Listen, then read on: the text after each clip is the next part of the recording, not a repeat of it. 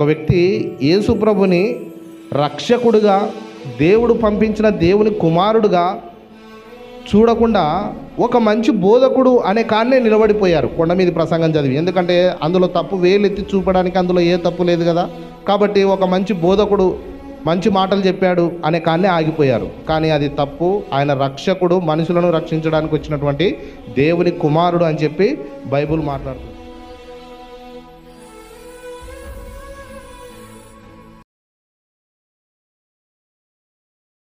ఆయన ఆ జన సమూహములను చూచి కొండ ఎక్కి కూర్చుండగా ఆయన శిష్యులు ఆయన యుద్ధకు వచ్చిరి. అప్పుడు ఆయన నోరు తెరిచి ఇలాగ బోధింపసాగెను. ఆత్మ విషయమై దీనులైన వారు ధన్యులు, పరలోక రాజ్యం వారిది. దుఃఖపడు వారు ధన్యులు, వారు ఓదార్చబడుదురు. సాత్వికులు ధన్యులు, వారు భూలోకమును స్వతంత్రించుకొందురు.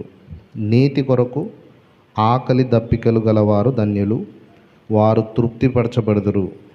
కనికరం గలవారు ధన్యులు, వారు కనికరం పొందుదురు. హృదయ శుద్ధి గలవారు ధన్యులు, వారు దేవుని చూచెదరు. సమాధానపరచువారు ధన్యులు, వారు దేవుని కుమారులు అనబడుదురు. నీతి నిమిత్తం హింసింపబడువారు ధన్యులు, పరలోక రాజ్యం వారిది. ఇన్ని రోజులు దేవుని ప్రేమ అనే అంశం మీద మనం మాట్లాడాము. ఈరోజు ఒక కొత్త కొనసాగింపు బోధనను ప్రారంభించనై ఉన్నాము. ఒక అద్భుతమైన బోధనలోకి మనం వెళ్తున్నాము. మరొకసారి ఈ బోధన మీ అందరికీ ఆశీర్వాదకరంగా ఉంటుందని నమ్ముచున్నాం. దేవుని వాక్యం ఎల్లప్పుడూ ఆత్మ సంబంధంగా నిన్ను ఆశీర్వదించి వదిలిపెట్టేది కాదు. మన అంతరంగంలో ప్రారంభమై మన జీవిత అన్ని అంశాలలో దేవుని యొక్క వాక్యం మనల్ని ఆశీర్వదిస్తుంది. ఆత్మీయంగాను భౌతిక పరంగాను దేవుని యొక్క వాక్యం ఆశీర్వదిస్తుంది. ఆత్మీయంగా మాత్రమే దేవుడు ఆశీర్వదిస్తాడనేటువంటిది తప్పైనటువంటి అభిప్రాయం.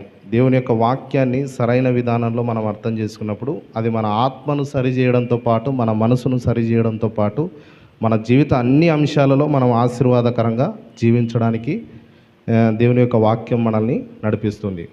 ఇప్పుడు మనము బోధించబోయే బోధన మనల్ని విశ్వాస జీవితంలో ఫలభరితంగా చేస్తుందని నమ్ముతున్నాము.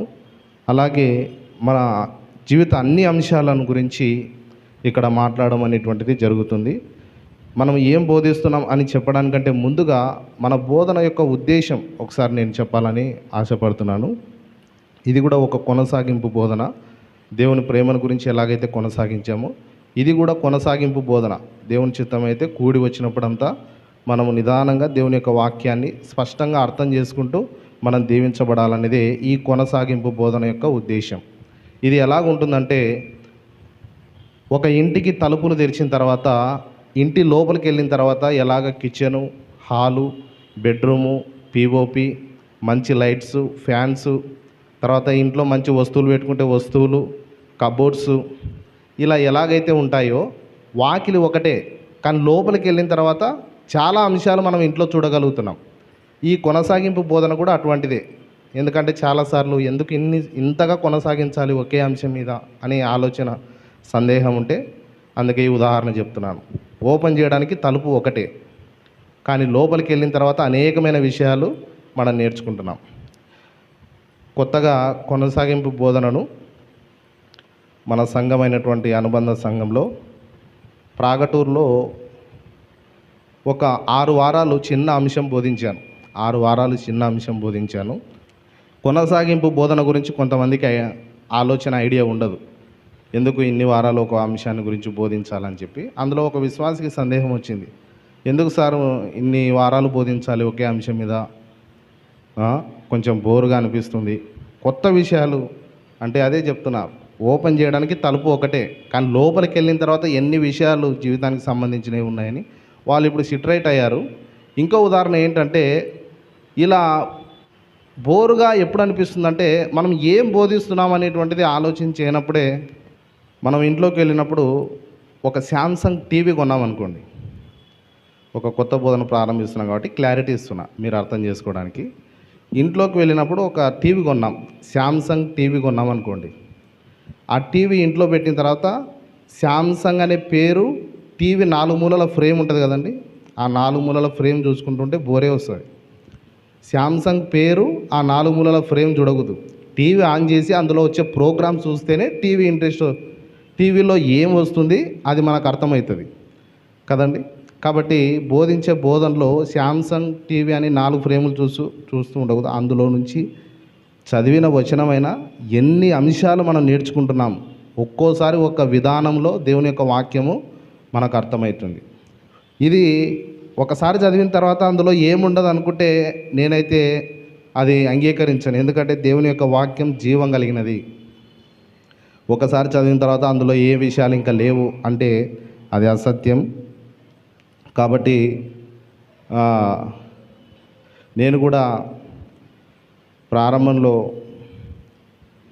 బైబిల్ కాలేజీకి వెళ్ళినప్పుడు దేవుని యొక్క పిలుపుని అందుకొని బైబిల్ కాలేజీకి వెళ్ళినప్పుడు అక్కడ అనేక విషయాలు బోధిస్తున్నారు వాళ్ళు.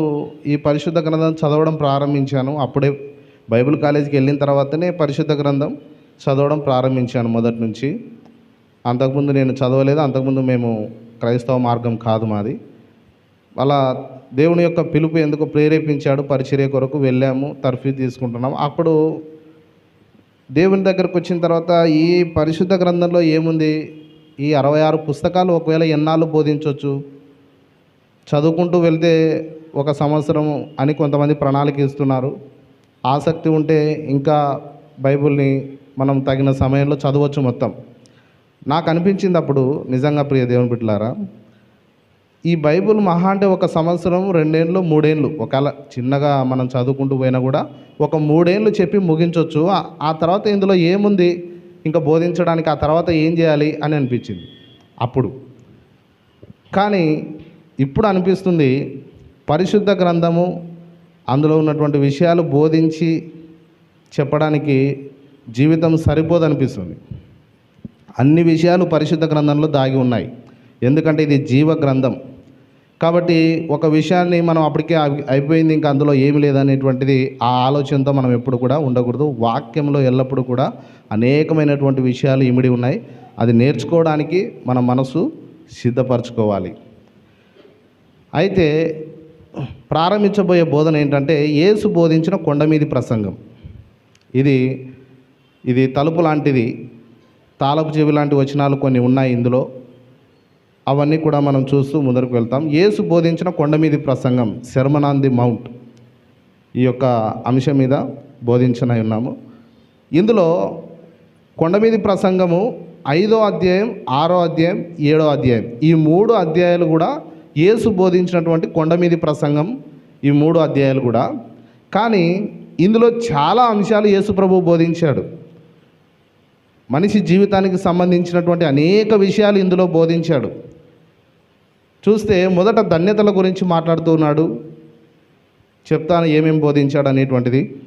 తర్వాత మీరు లోకమునకు వెలుగై ఉప్పై ఉన్నారని చెప్పి బోధిస్తున్నాడు. తర్వాత యేసు ప్రభు అలాగే ధర్మశాస్త్రం గురించి మాట్లాడుతున్నాడు. తర్వాత కీడు చేయకూడదు, నరహత్య చేయకూడదు అనేటువంటిది మాట్లాడుతున్నాడు. వ్యభిచరింపకూడదు అనేటువంటివి మాట్లాడుతున్నాడు. వివాహ జీవితాన్ని గురించి మాట్లాడుతున్నాడు. అలాగే ఒకడు ఎవరైనా 1 మైలు రావాలని నిన్ను అడిగితే 2 మైలు వెళ్ళమంటున్నాడు. ఆ విషయాన్ని మాట్లాడుతున్నాడు. అలాగే శత్రువులను ప్రేమించండి అని చెప్పి ఈ కొండమీది ప్రసంగంలో మాట్లాడుతున్నాడు. ఇంకా మంచి కార్యాలు, ధర్మ కార్యములు ఎలా జరిగించాలి, మంచి కార్యములను ఎలా మనం జరిగించాలి అనేటువంటి విషయాలను మాట్లాడుతున్నాడు. ఇంకా పరలోక ప్రార్థన గురించి ఈ కొండమీది ప్రసంగంలో మాట్లాడుతున్నాడు. అలాగే ఉపవాసం, ఫాస్టింగ్, ఇది చాలా ఆసక్తికరంగా ఉంటుంది. ఉపవాసం గురించి కూడా మాట్లాడుతున్నాడు ఈ కొండమీది ప్రసంగంలో. చాలా అంశాలు మాట్లాడుతున్నాడు. ఇంకా ఏం మాట్లాడుతున్నాడు అంటే మీరు ఈ లోకంలో ధనం సమకూర్చుకోవద్దు, పరలోకంలో మీరు మీ కొరకు ధనం సమకూర్చుకోనండి అని మాట్లాడుతున్నాడు. అలాగే ఒకడు 2 యజమానులకు దాసుడుగా ఉండడు, ఉంటే ఒక యజమానుడికే దాసుడుగా ఉంటాడు అనేటువంటి విషయాన్ని మాట్లాడుతున్నాడు. అలాగే చింత గురించి మాట్లాడుతున్నాడు. ఇలా చాలా అంశాలు ఉన్నాయి కొండమీది ప్రసంగంలో. కాబట్టి మనము ఈ అంశం మీద మనము ముందుకెళ్ళనై ఉన్నాము. కాబట్టి ఈ అంశము విశ్వాసి జీవితానికి సరిపడా అనేకమైనటువంటి విషయాలు ఇక్కడ బోధించాడు. అయితే మీరు గమనించినట్లయితే మొదటి వచనం చదివితే 5వ అధ్యాయం మొదటి వచనం, ఆయన ఆ జన సమూహములను చూచి కొండ ఎక్కి కూర్చుండగా ఆయన శిష్యులు ఆయన యొద్దకు వచ్చిరి. అప్పుడు ఆయన నోరు తెరిచి ఇలాగు బోధింపసాగెను. ఇక్కడ ఆయన శిష్యులు ఆయన యొద్దకు వచ్చిరి, ఆయన నోరు తెరిచి బోధింపసాగెను అనేటువంటి మాటను మనం గమనిస్తే చాలామంది ఏమనుకున్నారంటే ఆయన శిష్యులకు మాత్రమే ఈ బోధన చేశాడు అనేటువంటివి సందేహము లేవనెత్తారు. ఆయన అక్కడ శిష్యులు ఆయన యుద్ధకు వచ్చి ఆయన బోధింపసాగెను అనేటువంటి మాటను చూస్తే, మీరు ఈ కొండ మీద ప్రసంగం 3 అధ్యాయాలు అని చెప్పాం కదండి, 3 అధ్యాయాలు చదివినట్లయితే ఆయన బోధకు అనేక జనులు ఆశ్చర్యపడ్డారంట. ఆయన బోధిస్తే ధర్మశాస్త్రాన్ని వివరించడం, ఇలా అనేకమైన అంశాలను వివరించడం చూస్తే యేసు ప్రభుల వారి బోధనకు అనేక మంది ఆశ్చర్యపడ్డారంట. అంటే అక్కడ శిష్యులకు మాత్రమే బోధించలేదు, చాలామంది జనాలకు యేసు ప్రభు బోధించాడు. అయితే ఇది ఈరోజు మనం ప్రారంభించుకుంటున్నాం కాబట్టి కొన్ని విషయాలు, జనరల్ విషయాలు, కొండ మీది ప్రసంగం గురించి కొన్ని జనరల్ విషయాలు, కొన్ని తప్పైన అభిప్రాయాల గురించి మనం ఆలోచన చేసి మనం లోపలికి వెళ్దాం. మనం గమనించినట్లయితే యేసు ప్రభు బోధించిన ఈ కొండ మీది ప్రసంగం అనేది చాలామందిని ప్రభావితం చేసింది.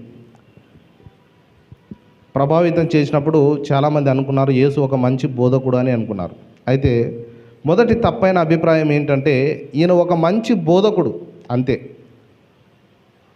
ఈ బోధనను విని యేసు ప్రభు బోధించినటువంటి ఈ కొండ మీది ప్రసంగం విన్న వారందరూ కూడా ఈ లోకంలో చాలామంది మహాజ్ఞానులు, తర్వాత తర్కవాదులు, వీళ్ళందరూ కూడా ఏమనుకున్నారంటే కొండ మీది ప్రసంగములో ఉన్నటువంటి మాటలు వేలెత్తి ఇందులో తప్పు ఉందని చూపించని విధంగా అద్భుతకరమైనటువంటి బోధన ఇక్కడ యేసు ప్రభు చేశాడు.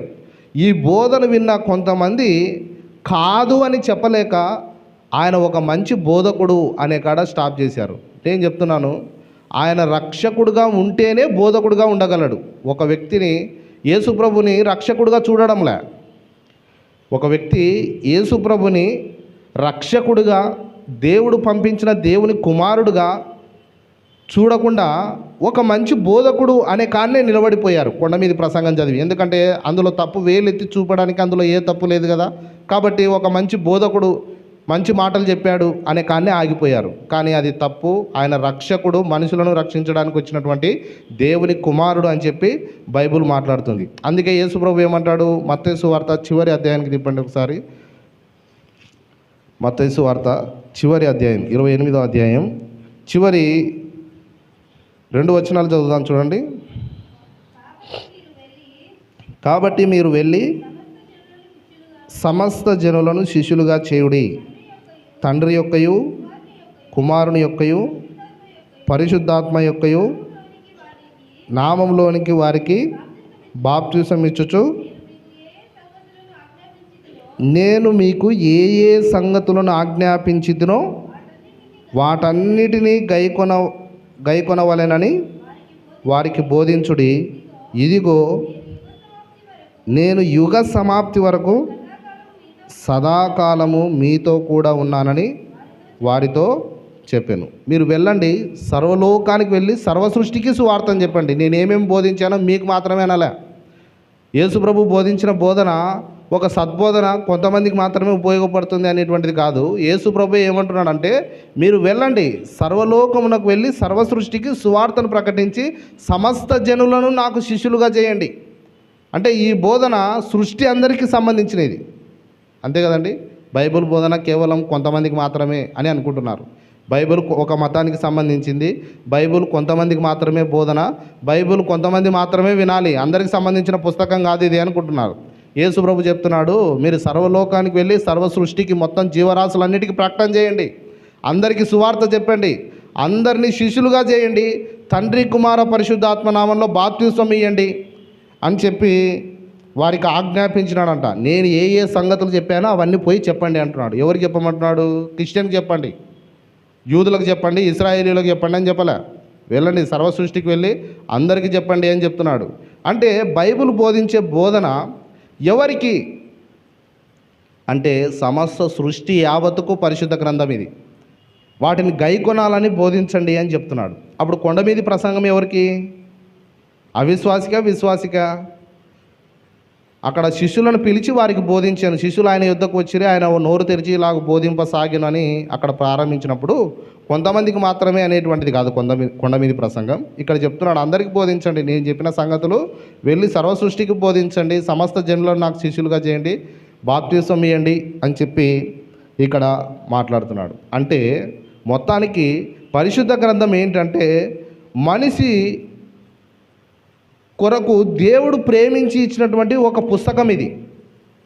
దేవుడు ప్రేమించి ఇచ్చినటువంటి ఒక గ్రంథం ఇది. దేవుడు మనిషిని ఎంత ప్రేమిస్తున్నాడు అని ఎట్లా తెలుసుకోవాలా అని తెలిపేదే పరిశుద్ధ గ్రంథం. కాబట్టి ఇది చదివినప్పుడు దేవుడు ఎంత మంచివాడు అనేటువంటి విషయము మనకు అర్థమవుతుంది. కానీ చాలామంది ఇది సరైన విధానంలో చదవకపోవటం ద్వారా ఈ పరిశుద్ధ గ్రంథం దేవుని గ్రంథమని లోకంలో చాలామంది గుర్తించలేకపోతున్నారు. కానీ ప్రభువు చెప్తున్నాడు, అందరికి వెళ్ళి ప్రసంగం చేయండి, ఇది దేవుని గ్రంథం, దేవుని మాటలు అందరికీ ప్రసంగం చేయండి అన్నాడు. కాబట్టి యేసుక్రీస్తు ఒక మంచి బోధకుడు అంటే ఎవరికి రక్షణ రాదు. అలాగే కొండ మీది ప్రసంగంలో ఆయన ఏమేమి చెప్పాడో అన్ని తూచా తప్పకుండా పాటిస్తామంటే కూడా వాళ్ళకు రక్షణ రాదు. మంచి మాటలు చెప్పాడు, వాటిని అంగీకరిస్తాం, మంచి బోధకుడు, మంచి విషయాలు చెప్పాడు, నీతి కొరకు ఆకలి దప్పికలు కలవారు ధన్యులు. కాబట్టి నీతి కొరకు ఆకలి అవుతుంది, నీతి కార్యాలు జరిగించాలని ఆకలి అవుతుంది. కాబట్టి బయట సమాజంలోకి వెళ్ళి కొన్ని ధర్మ కార్యాలు జరిగిస్తే మనము యేసుప్రభు చెప్పింది పాటించినట్లే. అంటే నువ్వు రక్షకుడుగా అంగీకరించకుండా ఎన్ని కార్యాలు చేసినా అది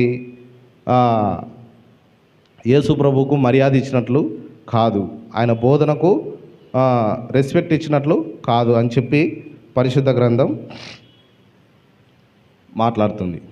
కాబట్టి యేసు ప్రభుని ఒక బోధకుడిగా కాదు, ఆయన ఒక రక్షకుడిగా దేవుడు ఈ లోకానికి పంపించాడు. అప్పుడే మనిషి రక్షణ పొంది ఆ రక్షణ అనుభవాన్ని అతడు కలిగి ఉండగలడు. తర్వాత ఇది కొండ మీది ప్రసంగం ఎవరికి ఈ బోధన? చాలా కొన్ని విషయాలు మనము చేయలేని విషయాలు చెప్తున్నాడు. ఎవరికి ఈ బోధన?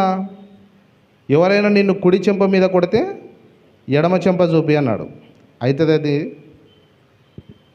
రెండు చేతులతో ఆ చెంప ఈ చెంప బట్టి కొడతాం. వాడు ఎవరైనా వచ్చి చెంప మీద కొడితే మన రెండు చేతులతో ఈ చేత ఒక చెంప ఈ చేత ఒక చెంప వాయించడానికే మనిషి స్వభావమే అటువంటిది. మనిషి పాప స్వభావమే ఏంటంటే ఒకడు ఒక చెంప మీద కొడితే ఇంకో చెంప తిప్పమని ప్రభు చెప్తున్నాడు. ఇది ఎక్కడ సాధ్యమవుతుంది? పాపంలో పడిపోయిన మనిషి అతని స్వభావానికి వ్యతిరేకమైన విషయాలు బోధిస్తున్నాడు. మనిషి స్వభావానికి వ్యతిరేక విషయాలు బోధిస్తున్నాడు. ఏంటి మనిషి స్వభావం? అవతల వ్యక్తి కొడితే ఊకుంటాడా? అవతల వ్యక్తి కొడితే ఊకుండే పరిస్థితిలో ఆ స్వభావం కలిగి లేడు మనిషి. పాపపు స్థితిలో ఉన్నాడు. ఒక చెంప మీద కొడితే ఇంకో చెంప మీద కొట్టు అనే స్థితిలో లేడు మనిషి. కానీ యేసుప్రభు ఏమంటాడు? ఒక చెంప మీద కొడితే కుడి చెంప మీద కొడితే ఎడమ చెంప అని చూపాడు, ఒక చెంప మీద కాదు. కాబట్టి కుడి చెంప మీద కొడితే ఎడమ చెంప చూపి అన్నాడు. ఇది ఎట్లా సాధ్యమవుతుంది? ఇంకో మాట అంటున్నాడు, ఎవడైనా 1 మైలు రావాలని నిన్ను బలవంతం చేస్తే 2వ మైలు కూడా వెళ్ళు అన్నాడు. 2వ మైలు ఎవరైనా 1 మైలు రావాలని బలవంతం చేసి పోయినామనుకోండి, ఇంకొక మైలు కూడా వాడు రామని బలవంతం చేసినామనుకోండి, వాని సరుకులు లగేజ్ అంతా వాడేసి నీకు తెలివి ఉందా, ఏదో కొంచెం సాయం చేద్దామని వస్తే ఇంకొక మైలు దొరకపోతావు అని చెప్పి కోపంతో మనం వెనక్కి తిరిగి వస్తాం. ఇలా ఎందుకు ప్రభు చేయకూడని విషయాలు బోధిస్తున్నాడు? అసలు ఎవరికి బోధిస్తున్నాడు? ఇది ఎవరికి బోధిస్తున్నాడు? ఎవరు వినాలా? ఎవరు చేయాలా? ఇవన్నీ ఎవరు పాటించాలా? ఇవన్నీ పాటించలేని విషయాలు బోధిస్తున్నాడే, చేయలేని విషయాలు బోధిస్తున్నాడే. పాపంలో ఉన్న మనిషి, పాపంలో కూరుకుపోయిన ఈ మనిషికి ఎందుకు ఇటువంటి కార్యాలన్నీ బోధిస్తున్నాడు? అసలు ఎవరు పాటించాలా? ఎవరు వినాలా వీటిని? కొండ మీది ప్రసంగం ఎవరికి? ఎవరికి ఈ ధన్యతలు?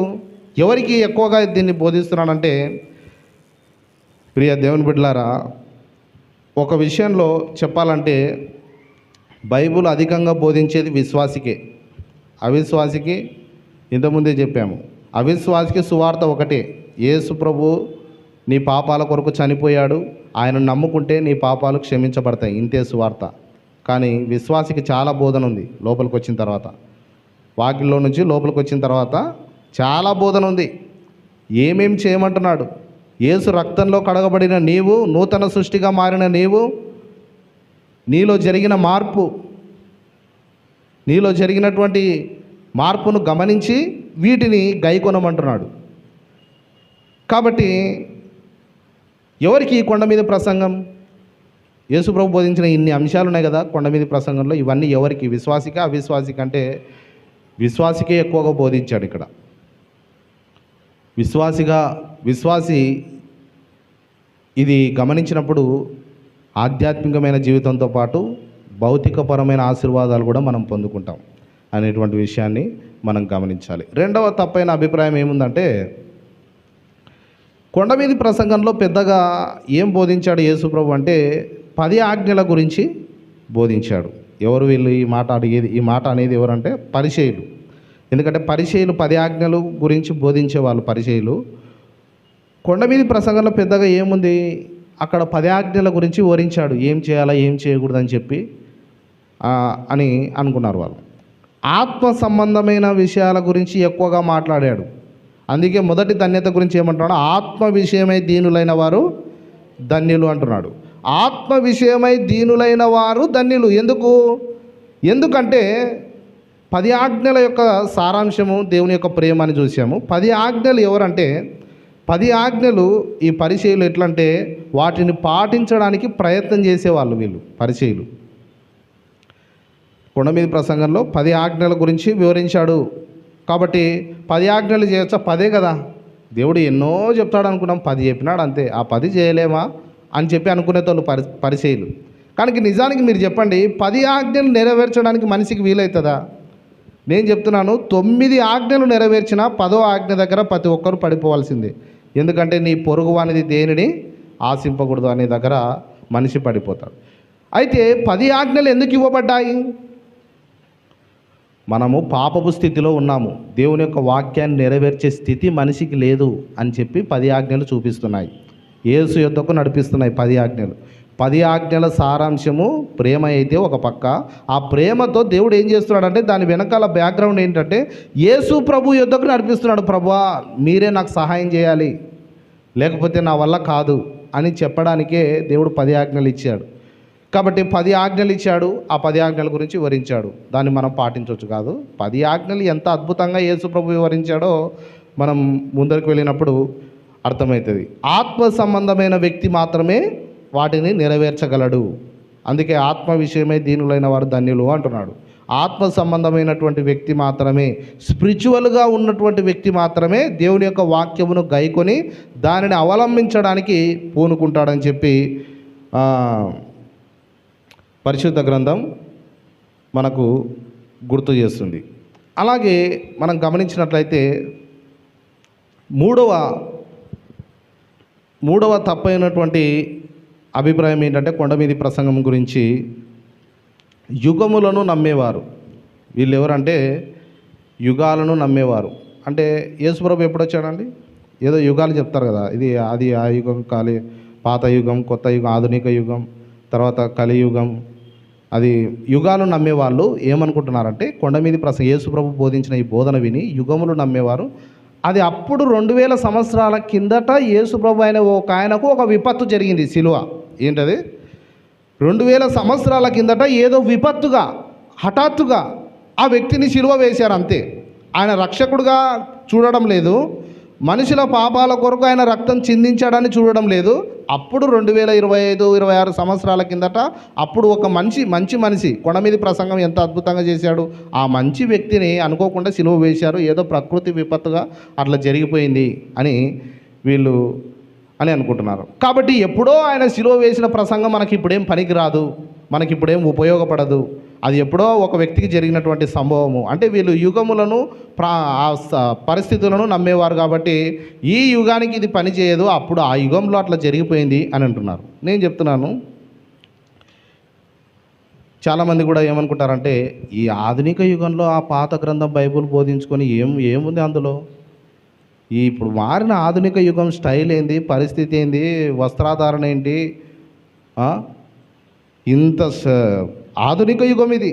తెలివి జ్ఞానం పెరిగిపోయిన యుగంలో యేసు ప్రభు బోధన మనకేం పనికి వస్తుంది అని అంటున్నారు. నేను చెప్తున్నాను, ఇంకా అనేక యుగాలు మన ముందున్నాయి, ఎన్నో తరాలు మన ముందున్నాయి. ఇన్ని తరాలకైనా సరే పరిశుద్ధ గ్రంథం సరిపోయినదిగా ఉంది. ఎప్పుడో 2026 సంవత్సరాల కిందట జరిగిపోయిన సంభవం అని అంటున్నావే, అది ఈ రోజుకి మనిషితో మాట్లాడుతుందా లేదా? ప్రపంచంలో మనిషితో మాట్లాడే ఏకైక గ్రంథం పరిశుద్ధ గ్రంథం మాత్రమే. ఎందుకు ఇది మనిషితో మాట్లాడుతుందంటే ఇది జీవ గ్రంథం. కాబట్టి అది అప్పుడు జరిగిపోయింది, ఇప్పుడేం పనికిరాదు ఆధునిక యుగంలో. అంటే ఈ ఆధునిక యుగంలో ఎంత టెక్నాలజీ పెరిగినా మనిషితో మాట్లాడి మనిషి హృదయాన్ని మార్చి అతని మనసును మార్చేది ఒక పరిశుద్ధ గ్రంథం మాత్రమే, దేవుని వాక్యం మాత్రమే. కాబట్టి ఇది ఈ ఆధునిక యుగంలో ఇక్కడ ఏముంది అంటే, ఈ ఆధునిక యుగం కాదు, ఎన్ని యుగాలు గడిచినా ఇది జీవ గ్రంథం కనుక అప్పటికి వర్తిస్తుంది, ఇప్పటికీ వర్తిస్తుంది. కాబట్టి ఈరోజు ఈ కాలంలో బ్రతుకుతున్న ప్రతి మనిషితో కూడా ఈ వాక్యం మాట్లాడగలుగుతుందంటే ఇది జీవ గ్రంథం, ఇది దేవుని గ్రంథం. కాబట్టి ఎన్ని యుగాలు మారినా ఇది ప్రతి మనిషితో మాట్లాడుతుంది. కాబట్టి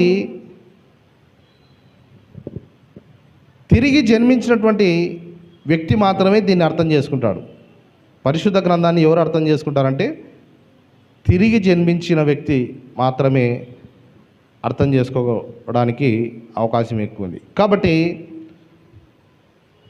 పరిశుద్ధ గ్రంథం బోధిస్తున్నటువంటి బోధన అపోస్తలుడైన పౌలు పత్రికలు కావచ్చు, యేసు ప్రభు బోధించిన ఈ కొండ మీది ప్రసంగం కావచ్చు, ఎవరిని దేవుడు ఎక్కువగా గమనించమని చెప్తున్నానంటే విశ్వాసిని ఎక్కువగా గమనించమని చెప్తున్నాడు.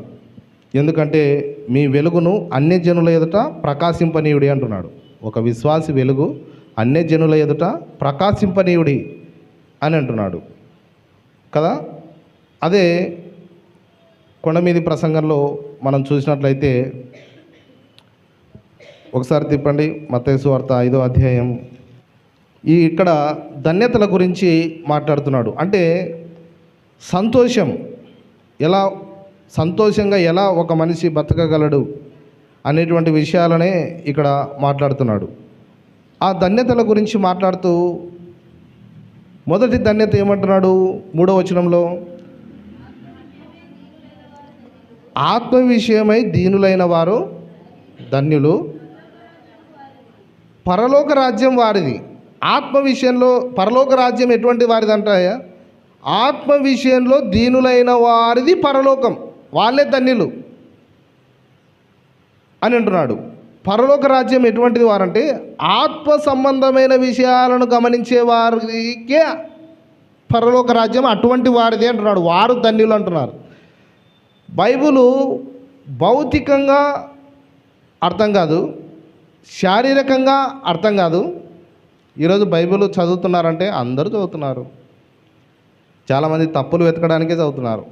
ఇది పరిశుద్ధ గ్రంథం అయితే ఆడెందుకు అది ఉంది, ఈడెందుకు ఇది ఉంది, తప్పులు వెతకడానికే చదువుతున్నారు. కానీ అందులో ఉన్నటువంటి దేవుని యొక్క వాక్యములను గమనించి అందులో దీవెనను పొందుకొని రక్షణ పొందుకోలేకపోతున్నారు. అందుకే పరలోక రాజ్యం ఎటువంటి వారిదంటే ఆత్మ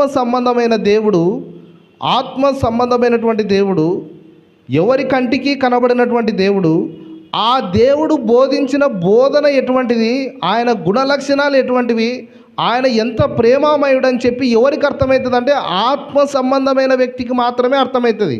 పరిశుద్ధ గ్రంథం శారీర సంబంధమైనది కాదు, ఇది ఆత్మ సంబంధమైనది. దేవుని యొక్క వాక్యం ఆత్మ సంబంధమైనది. అందుకే మనిషి ఇచ్ఛను బట్టి కానీ కోరికను బట్టి కానీ లేఖనము పుట్టలేదు. దేవుని పరిశుద్ధాత్మ ప్రేరేపణ వలన పరిశుద్ధ గ్రంథం పుట్టింది, ఇందులో వాక్యాలు పుట్టాయి. కాబట్టి ఈ వాక్యాలు ఎవరికి అర్థమవుతాయి అంటే ఆత్మ సంబంధమైన వ్యక్తులకు మాత్రమే అర్థమవుతాయి. కాబట్టి శరీర దృష్టితో గమనిస్తే పరిశుద్ధ గ్రంథం అర్థం కాదు, ఆత్మ సంబంధమైన దృష్టితో గమనిస్తేనే పరిశుద్ధ గ్రంథం అర్థమవుతుంది, దానిని గైకొనడానికి వీలవుతుంది. కాబట్టి మనకున్నటువంటి భౌతిక పరంగా మనము పరిశుద్ధ గ్రంథాన్ని అర్థం చేసుకోవడానికి ప్రయత్నం చేయకూడదు. ఆత్మ విషయమై దీనులైన వారు ధన్యులు, పరలోక రాజ్యం వారిది. ఆత్మ బోధిస్తున్న బోధన విన్న వాళ్ళు ధన్యులు అంటున్నాడు.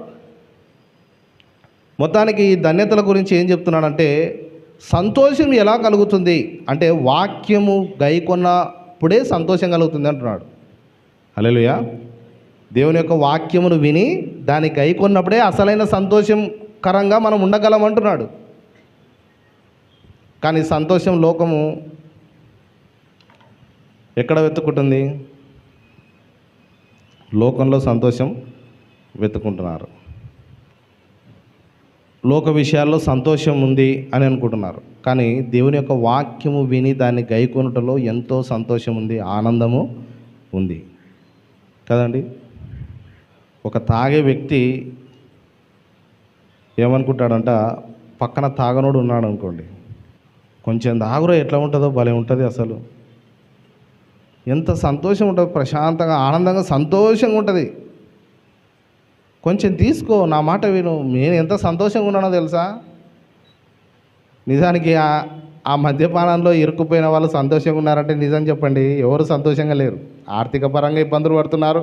ఆయన సంతోషం వచ్చినా తాగుతున్నాడు, బాధ వచ్చినా తాగుతున్నాడు, మొత్తానికి తాగుతున్నాడు. కానీ పక్కనోనికి ఏం చెప్తున్నాడు? ఎంత సంతోషంగా ఉంటుందో తెలుసా దీంట్లో, ఒక్కసారి నాతో పాలు పంచుకో అని అంటాడు. పాలు పంచుకున్న తర్వాత వీని జీవితం నాశనం అంతే. ఈయన యాన్నో ఉంటాడు, ఇంకా అలవాటు చేసిన ఆయన.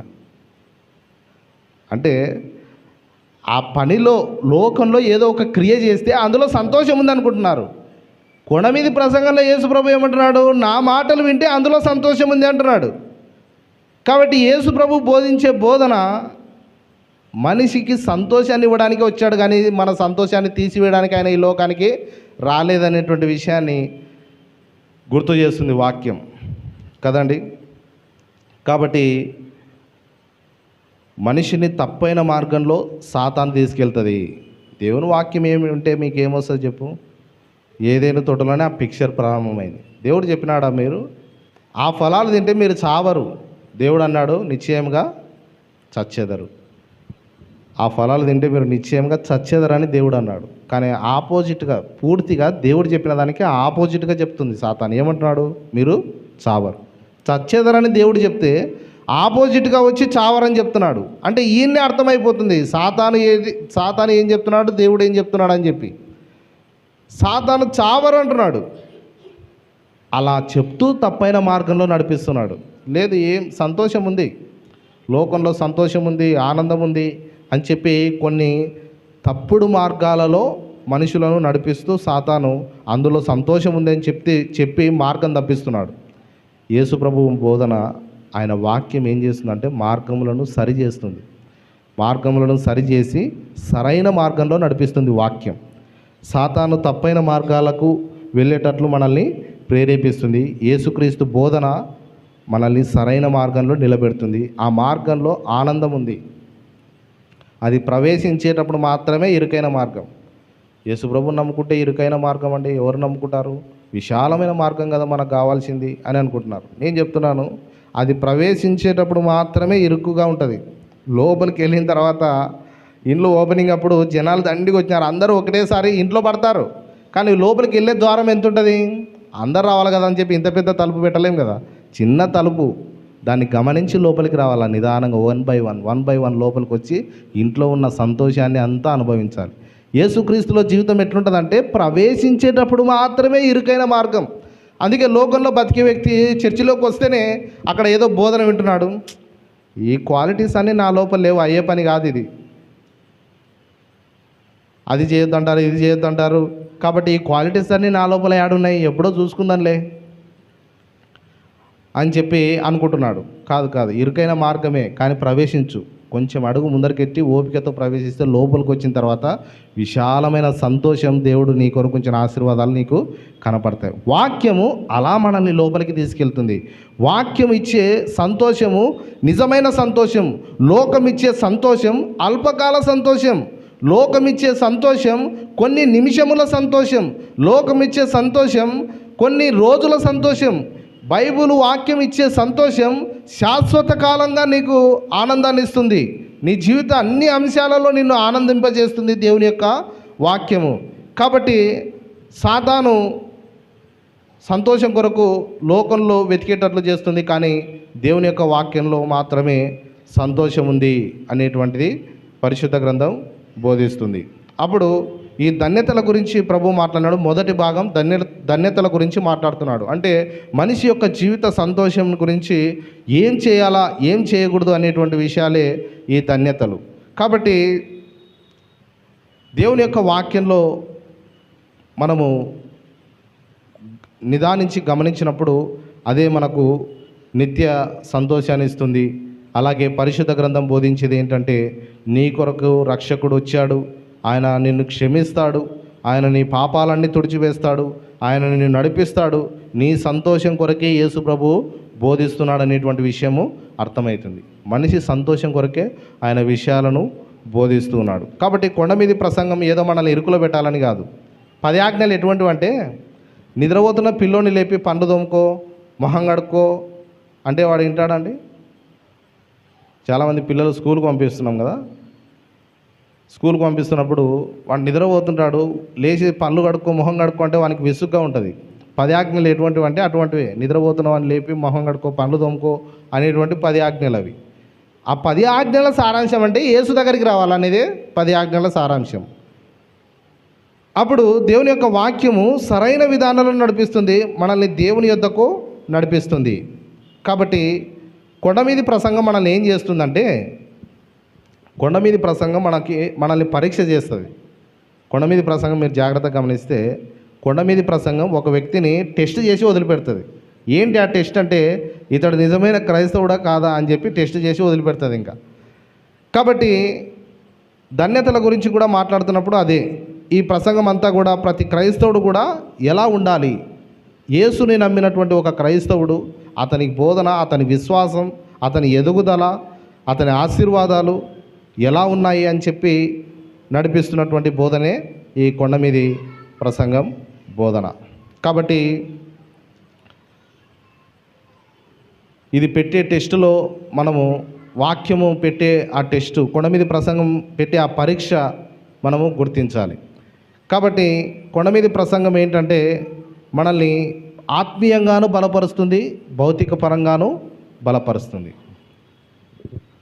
ఆత్మీయంగా ఎదిగి ఉన్నామా లేకపోతే వెనుకబడిపోయినామా, ఆత్మలో ఎదిగి ఉన్నామా లేకపోతే వెనుకలు పడిపోయినామా.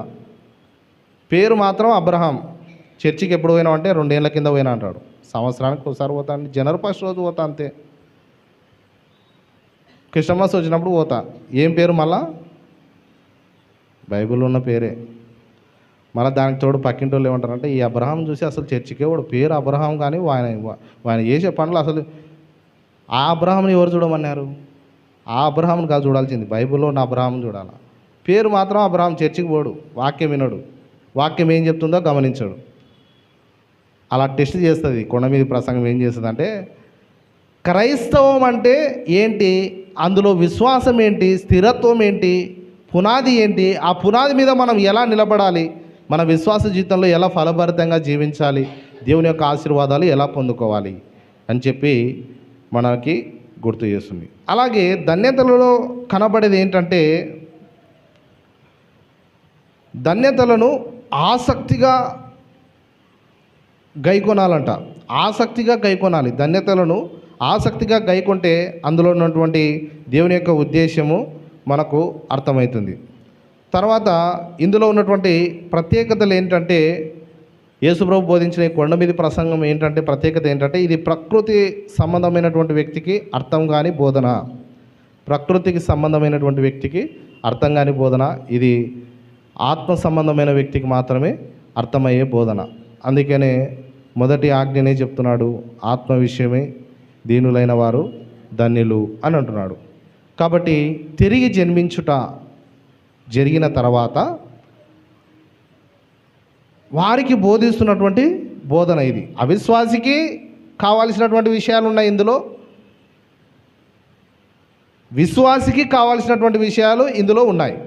కానీ ఎక్కువ శాతం కొండ మీద ప్రసంగం ఎవరికి బోధిస్తుందంటే, విశ్వాసికే ఎక్కువగా బోధిస్తుంది, తిరిగి జన్మించినటువంటి వ్యక్తికే ఎక్కువగా బోధిస్తుంది అనేటువంటిది మనం చూస్తున్నాం.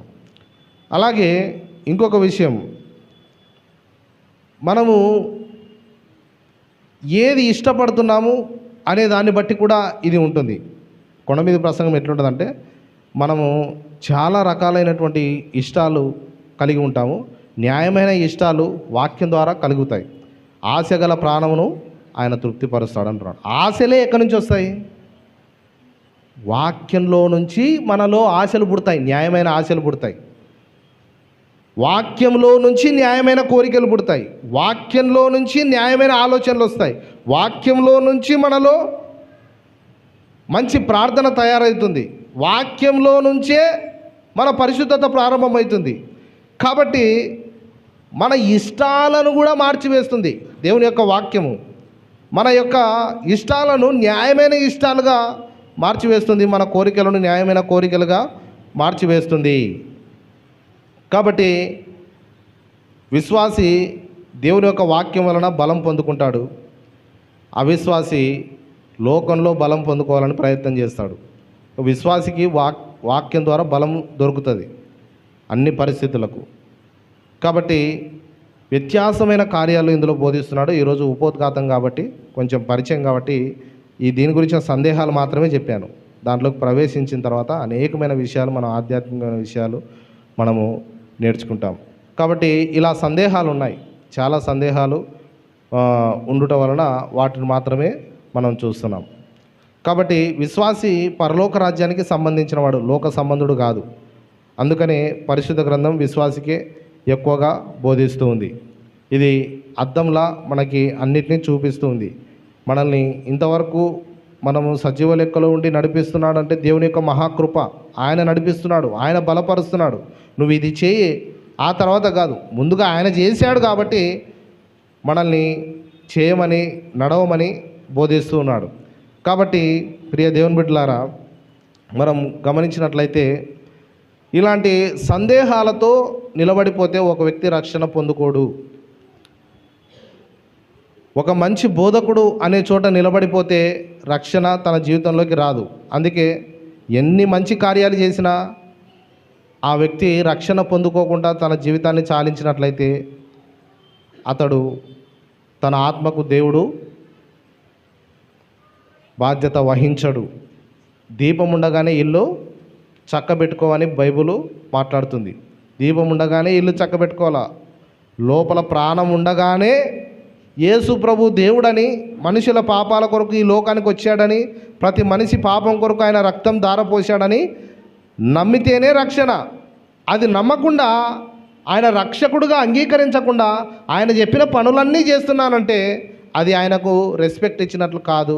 కాబట్టి ఆయన మంచి బోధకుడు అని ఈ లోకం నిలబడిపోవడం, కొండ మీద ప్రసంగం చదివి, అది తప్పైనటువంటి అభిప్రాయం. ఇంకా అనేకమైన విషయాలు ఇక్కడ బోధించాడు. ఆ కాలానికే బైబిల్ సరిపోతుంది అనేటువంటిది కూడా తప్పైన అభిప్రాయం. ఈ కాలంలో ఉన్న మనిషితో మాట్లాడుతుందా పరిశుద్ధ గ్రంథం? ఖచ్చితంగా మాట్లాడుతుంది.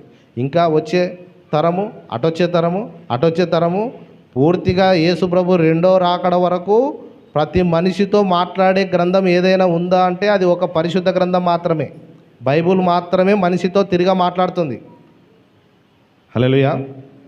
పరిశుద్ధ గ్రంథంలో ఉన్నటువంటి దేవుడు ఎటువంటి దేవుడు అంటే మాట్లాడే దేవుడు, నీతో మాట్లాడే దేవుడు. ఎన్నో సమస్యలతో ఇంటి దగ్గర సతమతమవుతూ ఎన్నో ఇబ్బందులతో మనం దేవుని మందిరానికి వస్తాం. కానీ ఇక్కడికి వచ్చిన తర్వాత దేవుడు మాట్లాడతాడంటే ఖచ్చితంగా మాట్లాడతాడు. ప్రతి వ్యక్తితో దేవుడు మాట్లాడతాడు. ప్రతి వ్యక్తితో దేవుడు మాట్లాడి ఆయన నడిపిస్తూ ఉంటాడు. అదే దేవుని యొక్క వాక్యము ప్రత్యేకత. కాబట్టి అన్ని యుగాలలో అన్ని మనుషులకు సంబంధించినదే పరిశుద్ధ గ్రంథం యొక్క బోధన. వచ్చే వారం కొనసాగించుకుందాం దేవుని చిత్తమైతే.